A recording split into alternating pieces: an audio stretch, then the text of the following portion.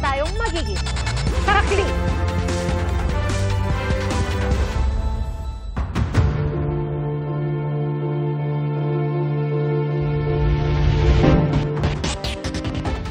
Pasado na sa Senate Finance Committee ang panukalang budget ng DPWH pero may kailangan pang linawin ng kagawaran tungkol sa ilang proyekto.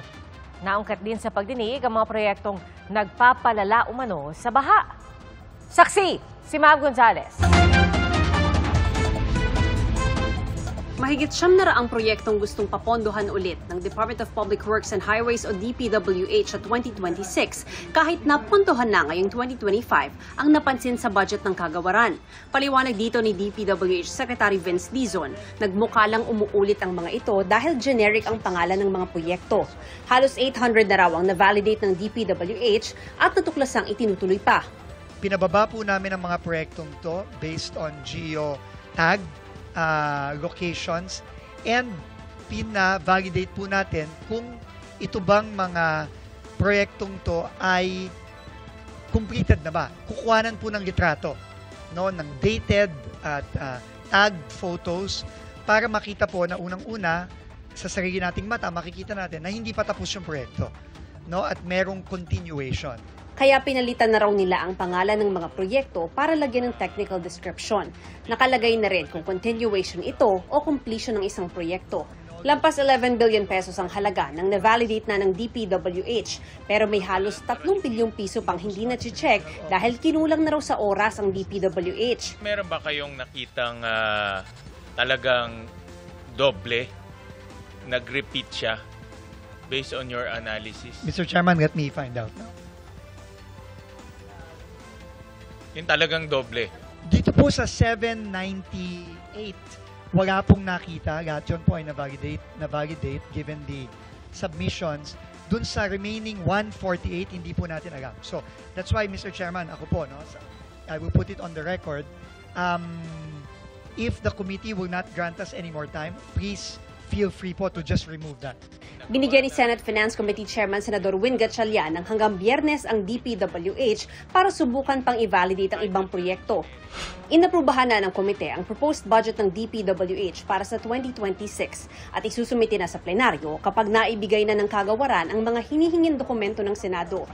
Sa gitna ng mga kontrobersyang kinakaharap ng DPWH dahil sa flood control projects, isiniwalat ng Department of Environment and Natural Resources o DENR ang mga maanumalya o manong proyekto na nakita nila sa pamamagitan ng satellite imagery. Isa rito ang isang flood control project sa Laguna de Bay na sa halip na kontrolin ang pagbaha ay lalo pa raw itong pinalalala. Lumabas na hindi pala ito flood control project kundi isang reclamation project. This is a flood control project within Laguna de Bay, but if you look at the satellite images, they are actually reclamation projects within the lake, right along C6. And so this is a different kind of issue because there are much more permits, environmental impact. Maybe it even causes further flooding within the Laguna Lake area when you do reclamation projects. Ayon pa kay DENR Undersecretary C.P. David, may ibang proyekto na sa halip mapigilan ng baha ay lalo pang magpapabaha. Tinukoy niya ang 2 dike sa Kamiling River sa Tarlac at isang itinayong dike sa Nubataan, Davao de Oro. Sabi ni DPWH Secretary Vince Dizon, ipatitigil na nila ang pagtatayo ng mga depektibong flood control project na walang plano at hindi naman nakakatulong laban sa baha. Baka nga raw kailangan pambaklasin ng ilang nagawa na. Maybe we might even need to dismantle some of those flood control projects because of their net harmful effects to the community. Pero may patakaran daw ang Commission on Audit na hindi pwedeng basta mag-demolish ng proyekto sa loob ng ilang taon, kaya maingat nila itong pag-aaralan. Sinita rin sa pagdinig ng Senado kanina ang lumobong pondo para sa farm-to-market roads. Mula sa 16 billion pesos na hiningi ng ehekutibo sa 2026, dumoble ito sa 32 billion pesos sa bersyong ipinasa ng Kamara. Ayon sa Department of Agriculture, dapat kasama sa network plan ang anumang ipagagawang farm-to-market road. Hindi raw maipatutupad ng DPWH ang mga proyekto kung hindi ito i-validate ng DA. For validation pa po, Mr. Chairman, some of those FMRs. So yung natitirang 8 billion, wala to sa network plan? wala pa po ngayon sa network plan. Kung hindi ma-validate hanggang Biyernes ang mga questionabling proyekto, tatanggalin na ito sa popondohan para sa 2026. Para sa GMA Integrated News, ako si Mav Gonzalez, ang inyong saksi. Hanggang ngayong gabi, tuloy-tuloy ang mga pagtitipon para sa ASEAN Summit sa Malaysia. At kanina, tinuligsa ni Pangulong Bongbong Marcos ang tangkang pagtatayo ng China ng Nature Reserve sa Bajo de Masinloc. At mula sa Kuala Lumpur, saksilan si Mariz Umali. Mariz? Pia, sa mga sandaling ito ay nasa gala dinner na ang mga ASEAN leaders, kabilang na si Pangulong Bongbong Marcos at kasama niya roon ang kanyang may bahay na si First Lady Liza Araneta Marcos. Ang dinner ay hinost ng ASEAN Chairman at Malaysian Prime Minister na si Anwar bin Ibrahim at kanyang may bahay. Bago nito ay dumalo pa si Pangulong Bongbong Marcos sa bilateral meeting kasama ang Vietnam na sinundan naman ng pagdalo niya sa 15th ASEAN United Nations Summit. At sa pagharap nga ni Pangulong Bongbong Marcos sa iba't ibang mga pagpupulong dito sa ASEAN o Association of Southeast Asian Nations ay ipinahayag niya sa mga world leader ang mariing pagtutol ng Pilipinas sa balak o binabalak ng ibang bansa para sa Bajo de Masinloc na malinaw daw na paglabag sa soberanya ng Pilipinas. Sa unang 2 araw ng ASEAN Summit sa Kuala Lumpur, Malaysia, 2 beses nabanggit ni Pangulong Bongbong Marcos ang tungkol sa tangkang pagtatayo ng Nature Reserve sa Bajo de Masinloc sa West Philippine Sea. Una, noong ASEAN-US Summit, kung saan kasama si US President Donald Trump. Gate ng Pangulo, ang tangkang pagtatayo ng Nature Reserve ay paglabag sa soberanya ng Pilipinas. Paglabag din daw ito sa traditional fishing rights ng mga Pilipino na ginagarantisa ng international law, kabilang ang United Nations Convention on the Law of the Sea o UNCLOS at 2016 Arbitral Award. Ang ikalawa ay sa East Asia Summit, kung saan naroon naman si Chinese Premier Li Qiang. Tinukoy ng Pangulo ang anyay kapitbahay sa norte na nagdeklara ng National Nature Reserve sa Bajo de Masinloc. May eksklusibo rin anyang otoridad ang Pilipinas para magtayo ng environmental protection area sa teritoryo nito. Dagdag ng Pangulo, sa kabila ng mga hakbang na ito, patuloy na ipinatutupad ng Pilipinas ang Declaration on the Conduct of Parties in the South China Sea. Isinulong din ni Pangulong Marcos ang pagkakaroon ng Code of Conduct sa South China Sea. Setyembre nang aprubahan ng State Council ng China ang pagtatayo ng Nature Reserve para raw protektahan ang biodiversity sa lugar. Naghain noon ang Pilipinas ng diplomatic protest. Nabanggit din ng Pangulo sa East Asia Summit ang mga insidente sa West Philippine Sea kung saan nalagayan niya sa peligro ang mga Pilipino, maging mga barko at aircraft ng Pilipinas. Kabilang dito ang mga dangerous maneuver at panghaharang sa mga aktibidad ng Pilipinas sa sarili nitong maritime zones. Ayon naman sa Chinese Foreign Ministry, ang pag-uudyok nila ng mga Pilipino ang pinagmumulan ng tensyon. Sa kanya namang opening speech, sinabi ni ASEAN Chairman at Malaysian Prime Minister Anwar bin Ibrahim na ang anumang issue sa South China Sea, nais daw nilang maresolba sa loob din ng ASEAN. We want it to be resolved within ASEAN and ASEAN with our partners in the region. Because the moment is seen to be imposed and dictated by outside forces, things becomes more problematic and tense. As far as we're concerned, things are still under control. Sa photo opportunity ng mga ASEAN leaders sa ASEAN-Japan Summit, kapansin-pansing wala ang Pangulo. Wala po ang Pangulo sa photo ops, pero umatin po siya sa summit. Nagkataon lang po nung sila ay nagkaroon ng photo ops, ang Pangulo ay nasa extended bilateral meeting pa with UN. Sa gitna ng ASEAN Summit, inanunsyo rin ng Malacanang ang price freeze sa lahat ng pangunahing bilihin hanggang matapos ang taon. Kumpirmado na ring si NBI Assistant Director Lito Magno ang bagong officer in charge ng ahensya, kapalit ng nagbitiw ng NBI Director na si Jaime Santiago. Pia, bukas ay formal na magtatapos ang 47th ASEAN Summit and related summits at dito rin gaganapin ang handover of the ASEAN Chairmanship para sa Pilipinas. At yan ang pinakasariwang balita live mula rito sa Kuala Lumpur, Malaysia. Para sa GMA Integrated News, ako si Mariz Umali ang inyong saksi.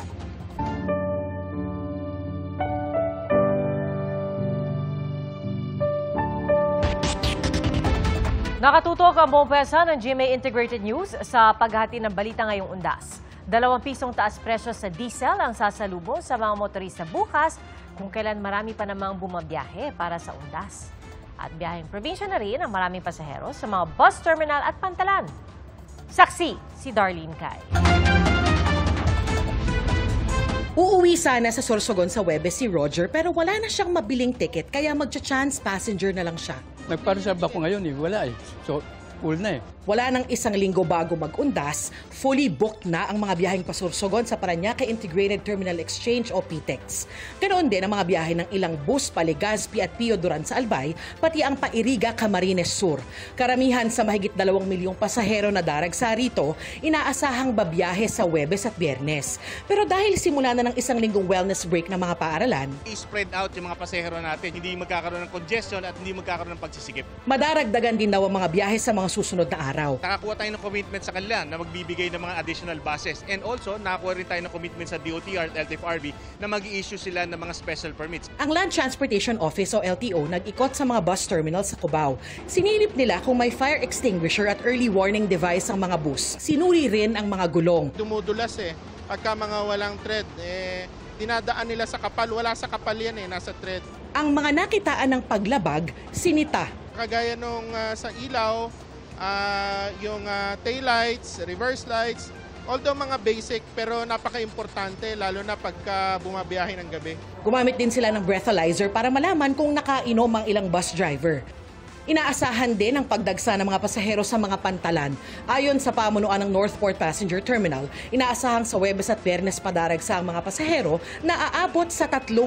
Sa mga hindi pa po nakakabook ng ticket, mas makabubuti po kung mag-book na sila online sa mga website ng shipping line para dire-diretso na po pagpasok nila ng terminal. Kanina, ininspeksyon ni DOTR Acting Secretary Giovanni Lopez at Philippine Ports Authority General Manager J. Santiago ang Batangas Port.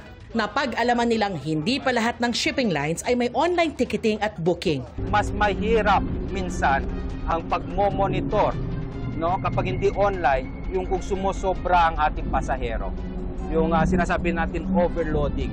Kaya sinabi ko sa ating Marina na mag-i-impose talaga ako strictly ng online ticket.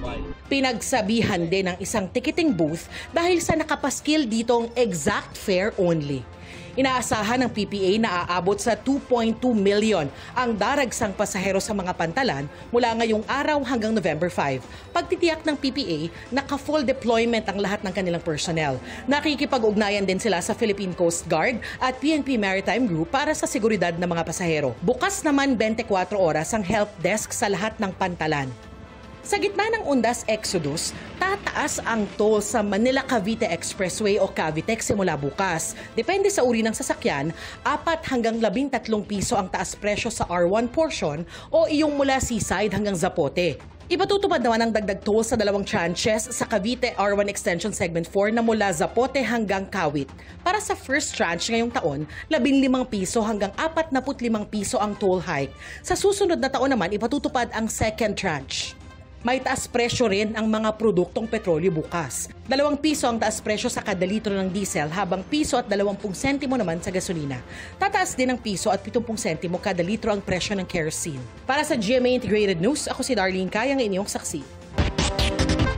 Nilindulman tuloy sa paghanda para sa undas ang mga taga Bogos City sa Cebu at sa Manila North Cemetery inaasahang aabot sa 2 milyon ang pupunta ngayong weekend. Saksi, si Marisol Abduraman. Sinulit ng ilang pamilya ang huling araw ng paglilinis sa Manila North Cemetery bago ang undas. May mga nag-ayos ng ilaw at nagpintura. Marami rin ang nag-alay ng bulaklak. Taon-taon po, 27 po kami pupunta. Nagpipintura na rin. Nagkakaedad na kami. Kailangan po medyo hindi na masyadong crowded para medyo malayo po kami sa marami pong sakit. Ayon sa Manila North Cemetery, umabot sa 50,000 ang mga dumalaw sa sementeryo kahapon. Nagulat kami 8 days, 9 days pa before November 1, dumalaw na sila. Inaasahan ng pamunuan ng sementeryo na aabot sa 2 milyon ang bibisita sa November 1 at 2, lalo tatapat ang undas sa weekend. Bukod sa mga tauhan ng lokal na pamahalaan at mga pulis, bantay sarado rin ng mga CCTV camera ang sementeryo na round-the-clock minomonitor para makita ang sitwasyon sa loob at labas ng sementeryo. Simula October 31, magde-deploy ng drone camera. Bukod pa yan sa 64 na CCTV ng sementeryo, magkakaroon din ng live streaming. Simula October 29 hanggang November 2, bukas mula alas 5 ng umaga hanggang alas 9 ng gabi ang Manila North Cemetery. Bawal mag-overnight. Bawal na rin pumasok sa sementeryo ang anumang uri ng sasakyan. Sa Bogo City sa Cebu naniyanig ng magnitude 6.9 na lindol noong September 30. Hindi nakaligtas sa pinsala maging himlayan ng mga patay. Sa Corazon Cemetery, halos lahat ng libingan nagtamo ng pinsala. Kanya-kanyang kumpuni sa mga puntod ang mga kaanak ng mga yumao. Dito rin inilibing ang karamihan sa mga nasawi sa lindol. Tuluyan namang naglaho at nahulog sa dagat ang ilang puntod sa Zamboanga City dahil bumigay ang bahagi ng sementeryo matapos masira ang seawall. Ayon sa barangay, na-report na nila ito sa City Engineer's Office pero hindi pa rin ito na isasaayos. Sinabi naman ng Zamboanga City Engineer na inspeksyon na nila ang pinsala at tukoy na kung gaano kalaki ang kakailanganing pondo. Para sa GMA Integrated News, ako si Marisol Abduraman, ang inyong saksi. Asahan po ang mas malamig na panahon dahil opisyal nang nagsimula ang amihan season. Ito po mga kapuso, yung malamig at yung hangin mula sa Siberia at nag-uumpisang makaapekto sa bansa tuwing Burr months. Dahil dito, amihan ang magiging pangunahing weather system sa bansa. Binabantayan din ang low pressure area na huling namataan 90 kilometers hilaga-hilagang kanluran ng Puerto Princesa City sa Palawan. Ay sa pag-asa, mababa pa ang tsansa nito maging bagyo. Maaring baybayin nito ang West Philippine Sea ngayong gabi pero habang palayo ng bansa, unti-unti raw tataas ang tsansa nitong maging bagyo. Umiiral din ngayon sa bansa ang Intertropical Convergence Zone o ITCZ, easterlies at shear line. Sa datos ng Metro Weather, posible ang matitinding ulan bukas sa Northern at Central Luzon, Calabarzon, Mindoro Provinces, Palawan at ilang bahagi ng Visayas. Uulanin din ang malaking bahagi ng Mindanao. At may chance rin na ulan sa Metro Manila bukas. Ipasusuri ng Philippine Navy kung cyanide nga ba ang nakuha sa mga mangingisdang Chino na itinaboy sa Ayungin Shoal. Ang habulan ng mga sundalo at mga mangingisda sa pagsaksi ni June Veneracion. Hey! Stop! Hey! Stop! Stop! Silita ng mga tauhan ng Armed Forces of the Philippines ang mga mangingisdang Chinese na pumasok sa Ayungin Shoal nitong Biyernes ng gabi. Pero hindi sila huminto kahit pa nakadikit ang inflatable boat ng mga sundalong Pilipinong nakaistasyon sa BRT Sierra Madre. Kaya humantong ito sa maaksyong habulan.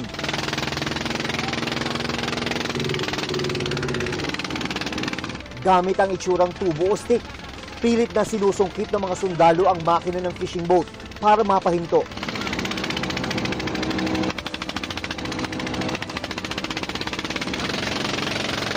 Sunod na pinuntirya ang galon na tila may kargang krudo o gasolina.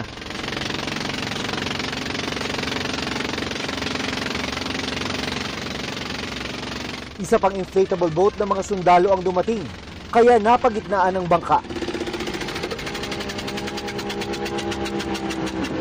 At napahinto ang Chinese fishing boat.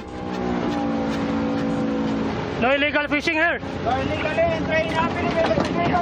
Sa inspeksyon sa bangka, may kakaibang napansin ng mga sundalo.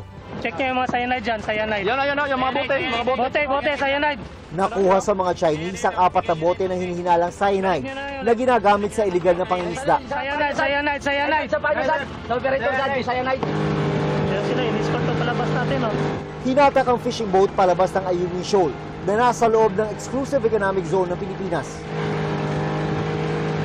Meron namataan na Chinese Coast Guard vessel sa labas ng shoal, but hindi naman siya nag-interfere whatsoever.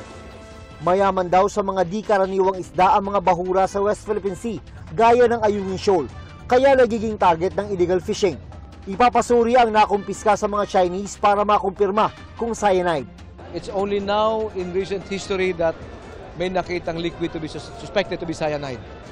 Ito ay para ang isda, lalo yung mga rare na mga species na isda, ay makakatulog at nahuhuli ng buhay. So yung mga rare species, mas mahal ang market value nito. Kung tutuusin, pwede raw sanang arestuhin ng mga sundalong Pinoy ang mga mangingisdang Chinese. Pero mas minabuti nilang itaboy ang mga ito para raw hindi makompromiso ang seguridad ng BRP Sierra Madre na tumatayong outpost ng militar sa Ayungin Shoal. Kung hinuli mo yon, inapprehend mo yon, papakainin mo, iakyat mo sa barko, that was the foremost consideration. Na pag pinaakyat mo, makita nilang loob ng Sierra Madre. Para sa GMA Integrated News, ako si Jun Veneracion, ang inyong saksi. Paghahanap sa mga labi ng mga nawawalang sabungero sa Taal Lake sinuspinde. Ayon sa DOJ, dahil yan sa masamang panahon at sa pag-aalboroto ng Bulkan Taal. Itutuloy raw ang paghahanap kapag gumanda ang lagay ng panahon. Nitong weekend, 4 na minor eruption ang naitala sa bulkan na nananatili sa Alert Level 1. Nagdulot yan ng ashfall sa ilang bahagi ng Agoncillo at Laurel. Mahigit 200 Pilipinong nasagip mula sa mga scam hub sa Myanmar, sinisikap mapauwi sa bansa. Ayon sa Department of Migrant Workers, karamihan sa kanila nakatawid na sa Thailand habang siyam ang nananatili sa Myanmar. Patuloy ang pakikipag-ugnayan ng mga kinatawan ng embahada para sa dokumentasyon ng mga biktima. Marami sa kanila hindi raw hawak ang kanilang passport. Sa datos ng DMW, umabot na sa mahigit 1,400 Pilipino ang sinagip mula sa human trafficking. 70,000 social media posts na konektado sa illegal recruitment ang pinatanggal na ng DMW. 2 aircraft ng US Navy bumagsak sa South China Sea. Ayon sa US Pacific Fleet, nagsasagawa ng routine operations kahapon ng MH-60R Seahawk helicopter nang bumagsak ito sa di tinukoy na bahagi ng dagat. Galing ang helicopter sa aircraft carrier na USS Nimitz. Matapos ang kalahating oras, bumagsak din sa tubig ang isang Super Hornet fighter jet na galing sa parehong aircraft carrier. Nailigtas naman ang 5 crew ng mga aircraft. Inaalam pa ang sanhi ng insidente. Para sa GMA Integrated News, ako si Jonathan Andal, ang inyong saksi. Inaalam na kung sino ang kasabwat sa halos 13 milyong pisong kargamento na tinangkang ipuslit mula China. Idineklarang fish balls ang laman ng mga container pero frozen chicken breast pala ang laman. Saksi, si Oscar Oida. Lubang na bahala si Senate Committee Chairman on Agriculture Francis Kiko Pangilinan sa umunoy sunod-sunod na tangkang pagpuslit sa bansa ng mga produktong agrikultura na di naligtas kainin ng tao.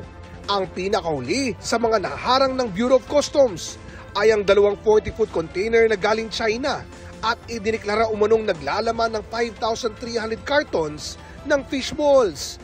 Pero sa pagsusuri ng mga opisyal noong September 29, lumabas sa 240 cartons lang ang totoong fish balls.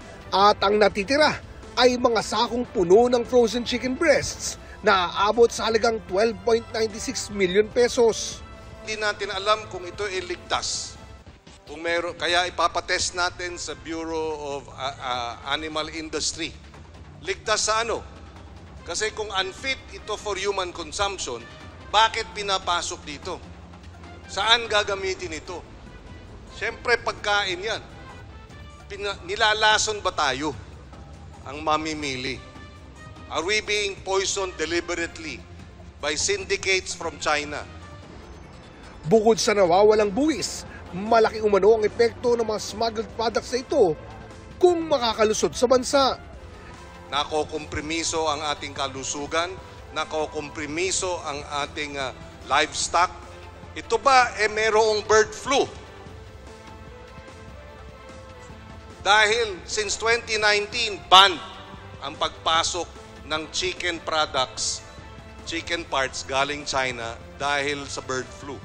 So pag ito ay nakapasok at nalusutan,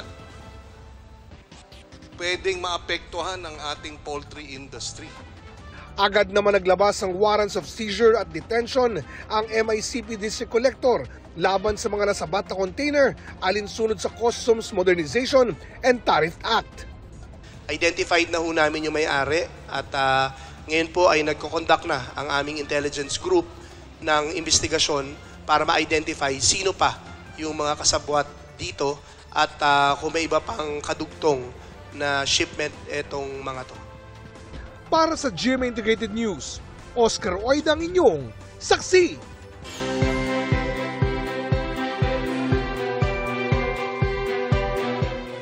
Kinilala ng DOST ang mga estudyanteng nagwagi sa iba't ibang international competition sa math at science. Patunay silang ang mga kabataang Pinoy kayang-kayang makipagsabayan sa ibang bansa para makamit ang success! Geography, Physics, Nuclear Science, Chemistry, Informatics, Astronomy and Astrophysics, Math at Biology. Ilan sa International Olympiad na sinalihan ng ilang piling estudyante mula sa iba't ibang eskwelahan sa bansa. Ginanap mula July hanggang ngayong October sa iba't ibang bansa. Si Wins, grade 12 student mula St. Jude Catholic School. First time na makasali sa International Nuclear Science Olympiad na ginanap sa Malaysia. Gold agad ang nakuha, kaisa-isa ngayong taon para sa Pilipinas.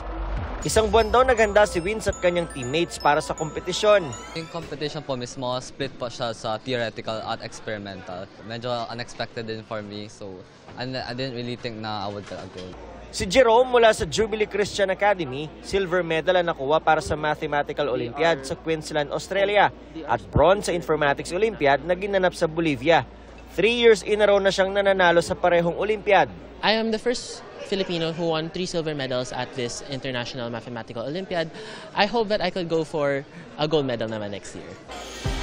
Kabilang sina Wins at Jerome sa binigyang parangal at pagkilala ng Department of Science and Technology sa kanilang naiuwing panalo mula sa iba't ibang International Olympiad.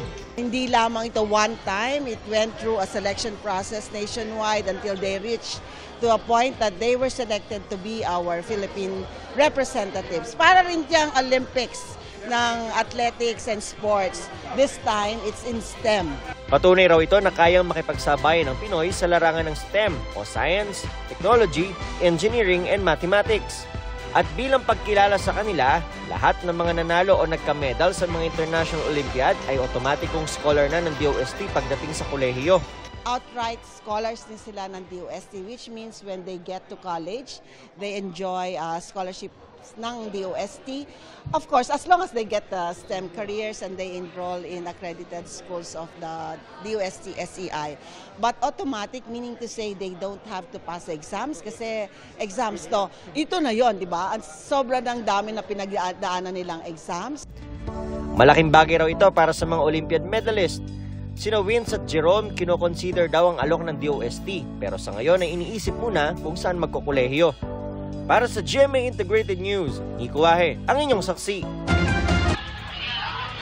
Sumiklab ang malaking sunog sa isang bahay sa Baguio City at bukod sa mga bombero, tumulong na rin sa pag-apula ang ilang residente. Nailigtas naman ang 76 anyos na lalaking may-ari ng nasunog na bahay. Nagtamo siya ng second-degree burns. Nilapatan agad siya ng lunas at dinala sa ospital. Iniimbestigahan pa ang sanhi ng sunog.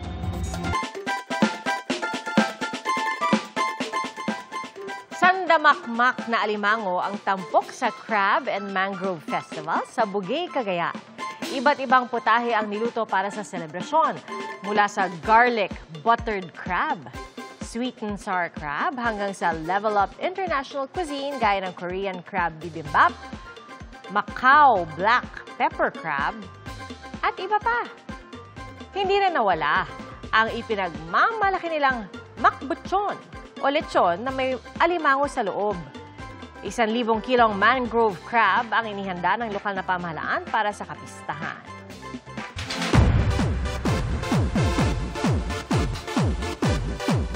Kinaaliwan ng mga manonood ang puksaan ni na Vice Ganda at Mr. Asimo Michael V.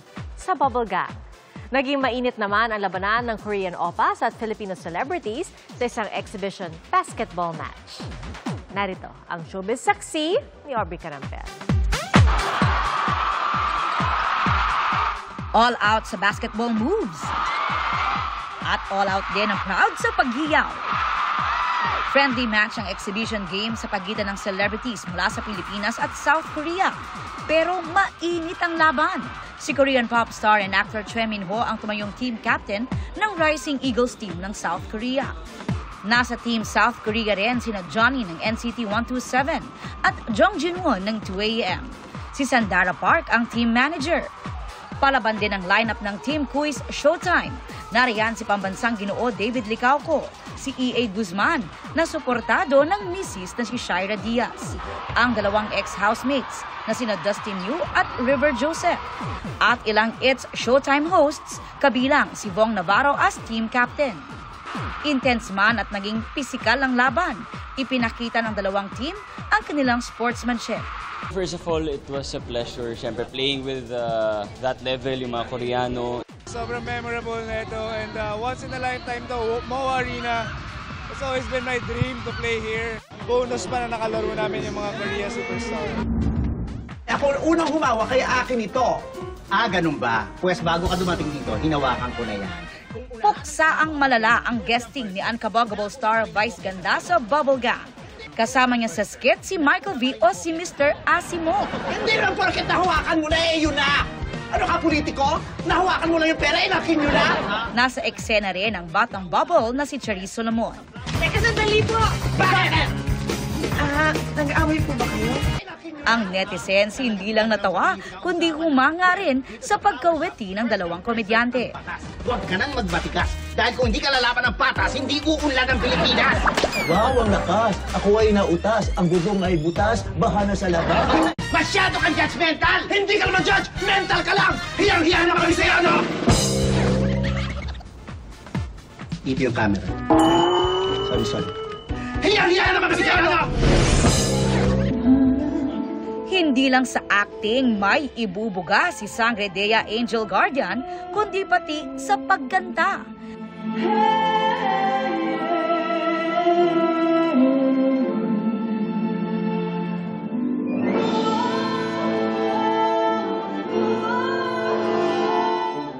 Natahimik ang crowd sa powerful rendition ni Angel ng Sangre OST na Bagong Tadhana sa OST Symphony 2 K-Drama in Concert nitong Sabado. Ang concert, collaboration ng National Commission for Culture and the Arts at Korean Cultural Center of the Philippines. Talagang napakalaking karangalan po. Pangarap ko lang yun. And may na-take na naman ako sa boxes ng mga goal score, mga gusto kong magawa. Para sa GMA Integrated News, ako si Aubrey Carampel, ang inyong saksi. Mga kapuso, 59 na araw na lang, Pasko na. Salamat po sa inyong pagsaksi. Ako si Pia Arcangel. Para sa mas malaking misyon at sa mas malawak na paglilingkod sa bayan. At mula sa GMA Integrated News, ang News Authority ng Filipino. Hanggang bukas, sama-sama po tayong magiging saksi!